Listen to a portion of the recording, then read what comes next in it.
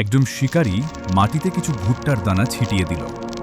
কিছুক্ষণ পর একটি বুনো হরিণ সেখানে এলো এবং কোনো কিছু না ভেবেই সেই দানাগুলো খেতে লাগলো। পরের দিন দানাগুলো একটি অর্ধবৃত্তাকার ঘেরের মধ্যে রাখা ছিল। হরিণটি একটু থামল, চারপাশে তাকালো, কিন্তু তারপরও ভেতরে ঢুকে পড়ল।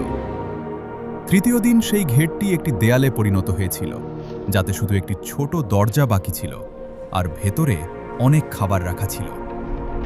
ততক্ষণে হরিণটির সতর্কতা কমে গিয়েছিল। সে নির্ভয়ে ভেতরে ঢুকল এবং খাবার খেতে শুরু করল। ঠিক তখনই তার পেছনের লোহার দরজাটি বন্ধ হয়ে গেল। সে ফেঁসে গেল। মনোবিজ্ঞানে একে foot in the door effect বলা হয়, যেখানে শুরুটা হয় ছোট লোভ বা প্রলোভন দিয়ে, আর ধীরে ধীরে মানুষ নিজের সীমাবদ্ধতা হারিয়ে ফেলে। সত্য এটাই যে হরিণটিকে কোনো খাঁচা নয়, বরং তার নিজের লোভই ফাঁসিয়েছে। মনে রাখবেন, যে জিনিসটি শুরুতে খুব সহজ এবং বিনামূল্যে পাওয়া যায় বলে মনে হয়, সেটিই ধীরে ধীরে আপনাকে নিজের জালে আটকে ফেলে।